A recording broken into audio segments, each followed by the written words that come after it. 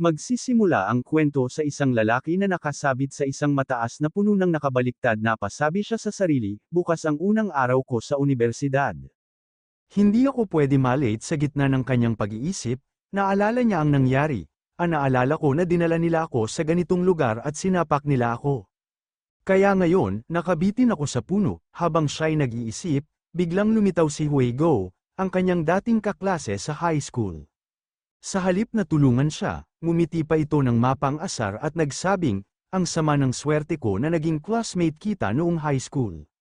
Pero hindi ko inasahan na magiging classmate kita sa universidad rin at napasambit si Lingse. Hindi ba nila ako pakakawalan? Matapang ka rin, Lingse, para sa isang ulila, sabi ni Huigo habang patuloy na tinutokso si Lingse at buhay ka pa rin kahit na binubugbog kita ng 3 taon noong high school at habang naririnig niya ito, sumikip ang dibdib ni Lingse sa galit at takot. Ang hayop na ito ay tinatawag na Huigo, ang classmate ko noong high school. Mas mabuti pang tawagin siyang bully kaysa sa classmate na isip niya habang pilit niyang nilalabanan ang sakit at biglang pinakita ni Huigo ang isang larawan sa kanyang telepono, nakita ko ang avatar mo sa laro. Mukhang astig di ba? Dahil ba sobra kang pangit sa tunay na buhay, kaya gusto mong maging mas maganda sa laro? Hinawakan ni Huigo ang mukha ni Lingse, pinilit siyang tumingin diretso sa mga mata niya. Ngunit, itong nag-iisang mukha mong ito naiinis ako sa tuwing nakikita-kita at habang patuloy ang pang-aasar sinimulan muli ni Huigo ang pambubugbog kay Lingse. Binubugbog niya ako simula pa noong minsan ko siyang nabungguan noong freshman year ko sa high school. Walang silbi ang paghingi ng tawad sa kanya, naisip ni Lingse habang pinipilit niyang manatiling malakas at habang dinudugo ang kanyang bibig, tinuwanan siya ni Huigo ng malakas, talagang walang saysay ang humingi ng paumanhin sa isang taong tulad niya. Siya ay isang awakener pagkatapos ng lahat. At ang awakener, ito ang pangalawang ebolusyon ng mga tao sa panahong ito. Sa ilalim ng impluwensya ng laro, Tianyonglan, mas maaga na maabot ng isang manlalaro ang kanilang pinakamataas na antas, mas malaki ang tsansa na maranasan nila ang pagtutuo ng klase ng kanilang karakter sa laro. Sa madaling salita, makakamit nila ang mga kasanayan ng kanilang karakter sa totoong buhay at ito ay tinatawag na pangalawang ebolusyon. Para sa mga nagising, ang mas bata o mas malakas sila, mas mahalaga sila sa kanilang bansa, sila ay magkakaroon ng pinakamataas na uri ng pangangalaga at edukasyon kumpara sa karaniwang tao. Sila ay maaaring maging pinakamahusay.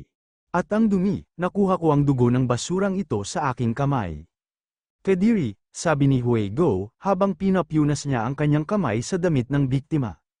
Kuya Huigo, kung patuloy mo siyang sasaktan, maaari siyang mamatay, nanginginig na sabi ng kanyang kasama, pilit na lumilingon sa paligid upang masiguradong walang nakakakita. Oh, nawawalan ka ng awa sa basurang ito? Tanong ni Huigo, habang isang malupit na ngiti ang sumilay sa kanyang labi. Hindi natatakot lang ako na kung siya ay mamatay, maaari itong magdulot ng problema para kay Kuya Huigo? Sagot ng lalaki, pilit na inuunat ang kamay upang maawat ang kanyang kaibigan. Problema? Sagot ni Huigo, nagkikibit balikat, iniisip mo ba talaga na magkakaroon ako ng problema sa pagkamatay ng taong basura tulad niya sa lipunang ito? At kapatid na Huigo, tigilan mo na, sambit ng kasama niya, subalit lalong nagalit si Huigo. Isang sigaw ang lumabas sa kanya na punong-puno ng galit. Ito ang pinakakinasusuklaman ko sa iyo, sigaw ni Huigo, sabay gamit ng kanyang kasanayan, ang nakakagulat na sigaw ng digmaan. Ang matinding sigaw ng isang mandirigma ay pumuno sa paligid, nagdudulot ng takot at pananakit sa katawan at isipan ng target. Wala kang silbi, isa kang walang kwentang basura, patuloy na bulyo ni Huigo. Ngunit, hindi pa rin nagpatinag si Lingse. Bakit hindi mo inaamin ang pagkatalo? Tanong ni Huigo, halatang sinasadya ang bawat salitang ibinubuntun niya. Isa akong awakener. Sino sa tingin mo ang karapat-dapat? Dagdag pa niya, ang kanyang tinig ay puno ng galit at pangmamata. Habang tumutok si Huigo sa paggamit ng kanyang makapangyarihang kakayahan, lalo pang napinsala si Lingse, damyugo ang kanyang bibig at dumami ang kanyang pagkahilo, tila nawawala na siya ng lakas sa gitna ng sakit at pagkabigo. Napasabi siya, kung mas mataas lang ang pagkakataon kong magising kung isa rin ako sa mga awakener at magbabago lahat, nagmamasid siya sa paligid, ang kanyang tinig ay puno ng pangungulila at pag-asa na sana ang kanyang kapalaran ay magbago. Sumapit na ang hating gabi ngayon, kailangan na tayong bumalik, sambit ni Huego, halatang naiinip na at sabay dagdag niya sinabi ang boring. Parang ang mga braso at mga binti ko ay hindi pa nagugulayan. Mas paiigtingin ko pa siya sa susunod, dagdag pa niya. Kapatid na Huego, kung hindi natin siya sasaktan maari bang nang aalangan ang sabi ng kanyang kasama. Galit pa rin ako at kung patuloy kang magrereklamo, isa-sample kita dyan sagot ni Huego na may galit sa tinig. Iniwan nila si Lingse na nakasabit pa rin sa puno, bagbog sarado at halos walang malay. Ang kanyang katawan ay puno ng sugat at pasa, at ang kanyang mga damit ay nagkalure-lure na. Sa kabila ng matinding sakit, bumubulong pa rin si Lingse sa kanyang sarili, kung maaari ko lang sanang simulan ulit mula sa simula ang malamig na hangin ng gabi ay tila nagdadala ng kanyang hinaing sa malayo, ngunit walang sinumang makakarinig. Habang palayo ng palayo sina Huego at Zhang Wei, naiwan si Lingse na nakabitin sa pagitan ng buhay at kamatayan, umaasang makakahanap pa rin ng pag-asa sa kabila ng lahat. Pagkalipas ng ilang minuto, makikita mong kakatapos lang niyang maligo at makikita sa kanyang katawan at mapapansin mong puno ito ng mga pasa. Kinuha niya ang kanyang gaming headset, humiga sa kanyang kama, at isinuot ito nang tuluyan na siyang makapasok sa laro. Pumasok siya sa loob ng Tianyong Land sa pangunahing lungsod ng Casfido. At makikita na tinitignan niya ang leaderboard at napasambit siya ng ang aking gamer ID ay Lingse, at ang tunay kong pangalan ay Lingse rin. Ako ay isang level 120 na magnanakaw, na siya ring max level sa kasalukuyan. Tinuturing kong mahusay ako sa paglalaro, pero sayang at nagsimula ako ng 1 taon kinaligtasan kumpara sa ibang mga manlalaro. Kumpara sa mga veterano, naiwan ako sa maraming bagay. Kinailangan ko ng maraming pagsisikap para makuha ang Dark Gold na pangalis kahapon pero dahil dito, lalong bumaba ang aking ranking sa Global Combat Power Leaderboard ng mga magnanakaw. Ang mga taong ito ay naging sobrang swerte at nakakuha ng mga top tier na kagamitan sa isang hindi pa napapasok na kuweba. O nakaboost mula sa isang mas mataas na rank na manlalaro. Ako ay kasalukuyang rank 3,959,000 ito ang realidad. At noong taong 2061 at 2062, na max out ko ang level ko at mula sa unrank, ay napasok ko ang top 100k ng 5th class global leaderboard, maaari itong ituring na impresibo kung ibang tao ang gumawa nito. Ang unang pahina ng 5th class CP leaderboard ay naglalaman ng top 100 thieves sa mundo. Sila ay mga Diyos-like na nilalang na tila hindi maaabot ng kahit sino pang ordinaryong manlalaro. Habang siya at papalayo sa leaderboard na pabuntong hininga siya at napasabi sa kanyang sarili ng hindi ko na kayang makapasok sa top 100 ng Thieves leaderboard. Huwag na nating isipin pa ang All-Class Combat Power Leaderboard. At kung bibigyan lang ako ng isa pang pagkakataon, baka maaari akong maging isang Awakener, ngunit tila ang pagkakataong yun ay malabo nang dumating. Sa hindi kalayuan nagsalita, ang lalaki ng Miss, hindi na kailangan pang humingi ng tulong sa mga iba pang tao para sa ganitong klase ng misyon, pwede namang humingi na lang tayo ng tulong sa Clans Guild.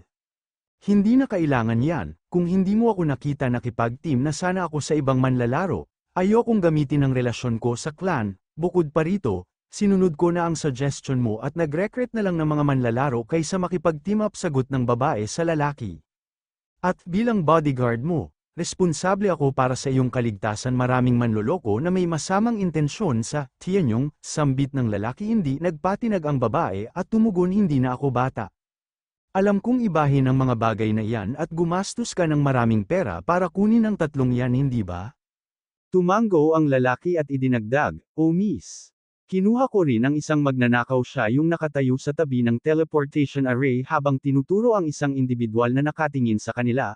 Ang lalaking tinutukoy ay lumapit at nagpakilala, "Nice to meet you, ako si Lingse, level 120 Shadow Thief. Kinuha ako ng mga tao ninyo." Hindi na kailangang magpakilala dahil inalam ko na kung sino kasagot ng lalaki at andito ka lang para punuan ang bilang, kaya siguraduhin mong hindi mo kami pababagil. Nagkatinginan sina Lingse at ang lalaki, ramdam ang tensyon sa kanilang mga mata. Sa isip ni Lingse, hindi ako mahilig makipag-usap sa mga tao sa totoong buhay. Pero sa larong ito, bakit ang daming tao pa rin na may malalaking bibig katulad niya? Biglang lumapit ang isa pang babae kay Lingse at nagsabi, "Narinig ko na hindi ka miyembro ng anumang guild at hindi ka rin kasama sa All-Class Alliance, o solo player ako." Sagot ni Lingse. At All-Class Alliance, ay kung saan nagtitipon ng mga pinakamagaling na manlalaro. Isa itong organisasyon na nagtatapos ng mga misyon o kahilingan para sa mga manlalaro kapalit ng pera at matagal nang sapat ang antas ng aking kasanayan para makapasa sa Alliance.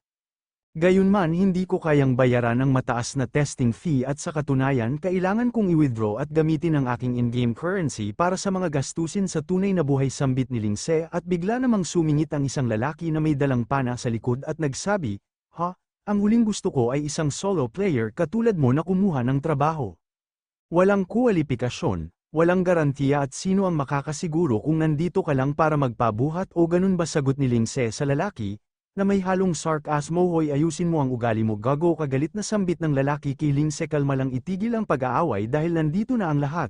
Dapat nating simulan ang misyon." Sambit ng babae sa kanila. Sa isip ng babae hindi pa nagsisimula ang misyon at hindi na sila nagkakaayos. "Magagawa ba ito? Huwag kang mag-alala, miss, nandito ako." Sambit ng kanyang bodyguard na may tiwala sa sarili. "Sige, ngayon na nabuo na ang team, pumasok na tayo sa teleportation array," utos ng babae. "Hoy, punuan! Ikaw muna," sambit ng lalaki kay Lingse at nakatayo sa harap ng teleportation array ang buong grupo. Habang si Lingse ay unang pumapasok, ramdam niya ang tensyon at pag-aalinlangan sa kanyang dibdib. Sa likod ng kanyang isip, naglalaro ang mga alalahanin ngunit determinado siyang patunayan ang kanyang sarili. Nang pumasok si Lingse sa teleportation arrays, biglang nagkaroon ng hindi inaasahang pangyayari. Dalawang lalaki ang biglaang lumabas mula sa arrays, naghahabulan at nagdudulot ng kaguluhan. Nagulat ang mga kasama ni Lingse, at ang lalaki na Archer ay napasigaw, "Anong nangyayari?" At ang bodyguard, na halatang nababahala, ay nagsabi, "Bakit ang enerhiyang alon ng teleportation ay kumikilos ng kakaiba?"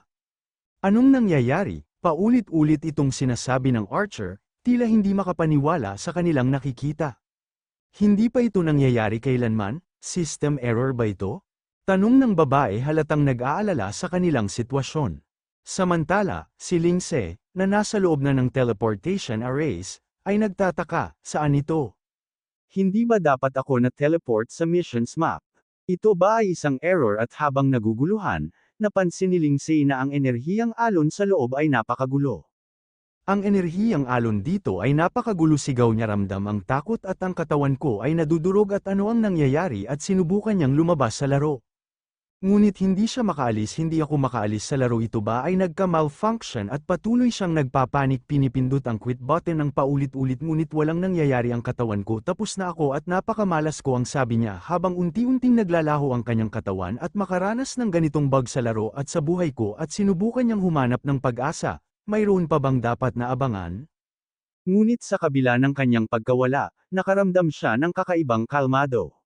"Kahit na ako'y maglalaho na, kalmado ako imbes na matakot at parang gone ayos lang kahit ano ang mangyari sa akin. Pagod na ang puso ko. Mas okay siguro kung maglalaho rin ako sa totoong buhay." Bulong niya, "Wala nang mahalaga sa akin kahit na, marami pa rin akong pinaghihinayangan." At habang patuloy na naglalaho ang kanyang katawan. At sa kabila ng nangyayari nagpatuloy si Lingse na, "Isiping wala na siyang magagawa. Ang aking katawan ay parang buhangin na dumudurog, walang kasiguraduhan. Walang kaligtasan at ano pa ang sense ng paglalaban? Kung lahat ay maglalaho rin." Bulong niya sa kanyang sarili. "Pero siguro may mga bagay pa rin na dapat ipaglaban." Kahit sa huling sandali nagpatuloy siyang mag-isip, "Sa totoong buhay marami pa akong hindi nagagawa, marami pa akong regret, pero sa punto na ito hindi na mahalaga. Ang mahalaga ay ang kapayapaan." At sa wakas habang ang kanyang katawan ay tuluyang naglalaho nakaramdam siya ng kakaibang kapayapaan. "Mayroon pa bang makakaintindi sa akin o sa aking kalagayan?" tanong niya sa sarili at sa huling sandali isang malalim na buntong hininga ang kanyang pinakawalan. "Siguro ito na ang huling pagkakataon ko, Palm." At sa labas naman ay nagtataka ang bodyguard. Hindi pa lumalabas yung magnanakaw na si Lingse sa loob ng teleportation arrays. Kakaiba ito. Nagmadali siyang buksan ang kanyang system at sa kanyang gulat, nakita niya na naglaho ang account ni Lingse. Anong nangyari sa kanya? Naglaho rin ang account niya. Sigaw niya, puno ng takot at pag-aalala. Habang dahan-dahan niyang iminulat ang kanyang mga mata, isang matinding kirot ang bumalot sa kanyang katawan. "Buhay pa ba ako?" at bulong niya sa sarili habang iniunat ang kanyang mga kamay. Nagulat siya nang makita ang sobrang haba ng mga ito. Bakit sobrang haba ng kamay ko? Tanong niya. Halatang nalilito ito ba ay isang hallucination at parang may mali pakiramdam niya ay hindi niya kontrolado ang kanyang katawan. Naghanap siya ng salamin at nang makita ito, mabilis niya itong kinuha at tinitigan ang kanyang refleksyon. Napaisip siya, nasa laro pa ba ako at biglang may nagsalita sa kanyang tabi. Hoy, gising ka na, bata. Napatayo siya nang bigla may tao dito. Sino ka? Tanong niya sa matandang lalaki na nasa kanyang harapan. Hindi nasa tunay na mundo ka, sagot ng matanda. Nagtataka si Lingse dahil ang kanyang karakter sa laro ay naging siya sa totoong mundo. Nagsalita muli ang matanda. Natatakot ka ba? Parang wala kang maalala tungkol sa sarili mo. Bata, nakita kita habang may kinukuha akong bagay at ang pangalan ko ay Allen. Nasaan ako? Tanong ni Lingse. Halatang balisa ito ang tuluyan ko, sagot ni Allen habang kumukuha ng mainit na sabaw. Hindi ka nagising ng buong araw, tiyak na gutom ka na, kumain ka muna buong araw. Ano ang nangyayari? Sambit ni Lingse habang nalilito. May narinig siya sa TV at napatigil siya sa kanyang iniisip. Ang narinig niya ay Tianyong Land, ang bagong laro na pinagsama-samang nilikha ng ilang bansa ay nailabas na sa loob ng 3 buwan. Napatingin siya sa TV at mas lalong nakinig mula nang ilunsad ang Tianyong Land. Nakakaakit ito ng hindi mabilang na mga gumagamit at ang bilang ng mga manlalaro nito ay umabot sa hindi pa nagagawang taas sa kasaysayan. Tianyong Land, nailabas 3 buwan na ang nakalipas. Ito ang magiging pinakamaimpluwensyang kaganapan ng 2060. Halika at maglaro ng Tianyong Land, at tuparin ang iyong mga pangarap. Napasigaw siya sa kanyang isip. 2063 taon na ang nakalipas. Nagtaka siya at tinanong kung anong taon na ngayon. Anong taon na ngayon? Sambit niya kay Allen. Sinabi na ng TV ito'y 2060. Sagot ni Ali. Bata, nagugutom ka na ba ng sobra? At naglakbay ako pabalik sa 3 taon na ang nakalipas. Narinig ba ng Diyos ang dasal ko at bibigyan ako ng pagkakataon para makapagsimula ulit? Ayos ka lang ba? Tanong ni Allen kay Lingse, na tila kausap ang sarili. Magtatagumpay ako ngayon, sabi ni Lingse. Magkakaroon ako ng pagkakataon na makapasok sa top 100 global leaderboard at mabuhay ng parang Diyos at magiging pinakamalakas na Awakener. Ako at lilikha ako ng sarili kong guild, at sa pagkakataong ito, gusto kong gantihan sila lahat. Ang determinasyon ni Lingse ay parang apoy na hindi kayang patayin. Dati, akala ko laro lang ito, pero ngayon, ito na ang aking realidad. Kailangan kong gamitin ang kaalaman ko sa laro upang magtagumpay sa tunay na mundo. Nagpatuloy siya, iniisip ang mga susunod na hakbang. Unang-una, kailangan kong bumalik sa laro at mag-umpisang muli. Alam kong hindi magiging madali ang lahat, pero handa akong harapin ang lahat ng hamon. At habang sinusubaw ni Lingse ang mainit na sabaw na inihain ni Allen, nararamdaman niyang unti-unting bumabalik ang kanyang lakas. Matagal na siyang hindi nakakain ng ganito kasarap, kaya't dama niya ang ginhawa sa bawat higop.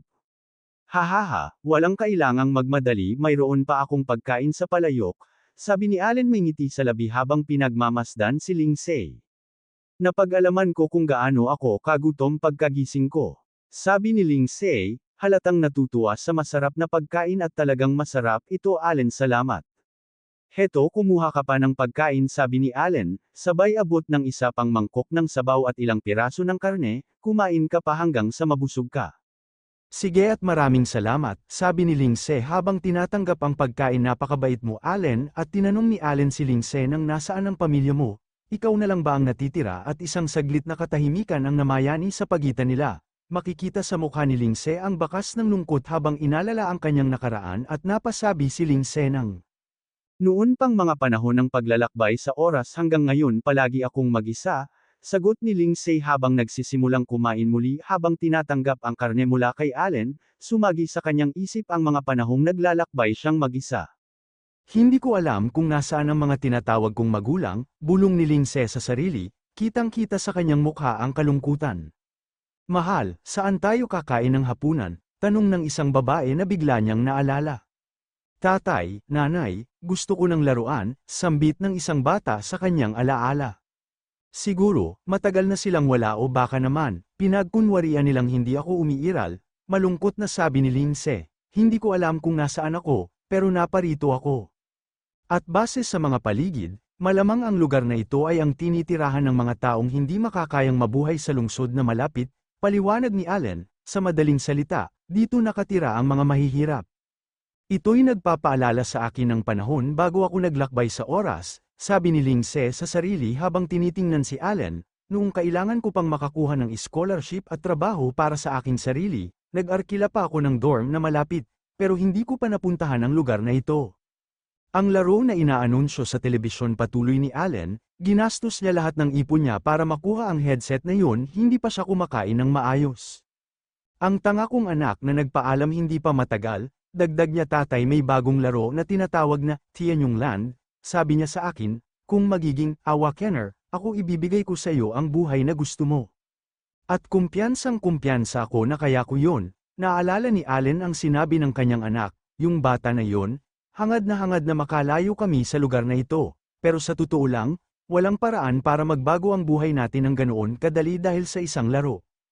Posible yun, sabi ni Lindsay kay Allen, na may kasiguraduhan sa kanyang boses, basta maging isang awakener ka, posible yun, talaga, hindi ito katulad ng ibang ordinaryong laro, hindi nagsisinungaling ang anak mo sa iyo, at hindi ito kasinungalingan na sabihing ang Tianyong Land ay ang pangalawang mundo.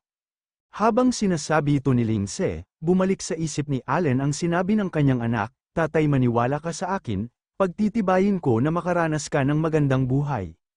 Ang paraan mo ng pag-usap tungkol sa mga laro na napaka-seryoso ay nagpapaalala sa akin ng anak ko, sabi ni Allen kay Lindsay, salamat. Base sa mga damit mo, parang ikaw ay isang estudyante, kung kailangan mo ng lugar na pupuntahan, palaging bukas para sa iyo ang lugar na ito, bata, dagdag ni Allen. Salamat, matanda, sagot ni Lindsay kay Allen, damang-dama ang kanyang pasasalamat. Tama, gusto kong ibigay ito sa iyo sabi ni Allen sabay labas ng isang headset na tinatago niya dahil hindi na makakagamit ang anak ko nito kahit na palaging pangarap niya ito. Ito'y para sa iyo. Nagulat si Lindsay at napasigaw, ito ang first-gen headset. At hindi na magagamit ng anak ko ito kahit na palaging pangarap niya ito, sabi ni Allen kay Lindsay at sayang kung itatapon lang ito, kung pwede, pakitupad mo ang pangarap niya kapalit nito. At huwag mag-alala. Matanda, sabi ni Lindsay kay Allen, puno ng determinasyon, tutuparin ko ang pangarap niya at higit pa ito na ang simula. Buong determinasyon at sigla, si Lindsay ay handa nang harapin ang mga susunod na hamon sa kanyang buhay, dala ang pangarap ng anak ni Allen at ang kanyang sariling pagnanais na magtagumpay, alam niyang ang bawat hakbang na gagawin niya ay para sa isang mas maliwanag na kinabukasan. Kinuha niya ang headset at marahan itong isinusuot sa kanyang ulo naramdaman niyang magaan ang pakiramdam at nang umilo ang mga mata niya sa harap ng interface isang boses mula sa sistema ang nagsalita ilagay ang iyong ID, nagmamadali niyang inilagay ang pangalan niya, Lindsay. Pagkatapos ay lumitaw ang isang bagong screen na naglalaman ng tanong, pumili ng iyong lahi at propesyon. Ang kanyang mga mata ay lumipat sa iba't ibang pagpipilian. Una, sinubukan niyang piliin ang Terran, ang pagiging Terran ang pinakakomportable sa akin, sabi niya sa sarili habang pinagmamasdan ang mga detalyeng lumitaw sa screen. Ang mga Terrans ay may balanseadong katangian at mga kasanayan na nakakaakit sa kanya. Pumunta siya sa pagpipili ng elf, at agad niyang napansin ang mahahabang tenga na lumitaw sa kanyang screen. Hindi ko talaga nagustuhan ang mahahabang tenga ng elf, ang sabi niya nang may pagkabahala. Ang liksi ng mga elves ay kapansin-pansin, ngunit hindi ito umaangkop sa kanyang estilo. Sinubukan niya rin ang beast, ngunit hindi pa rin siya kumbinsido. Ano ang dapat kong piliin? Tanong niya sa sarili. Ang bawat lahi ay may kanya-kanyang buffs at kakayahan na tiyak na makakaapekto sa kanyang propesyon.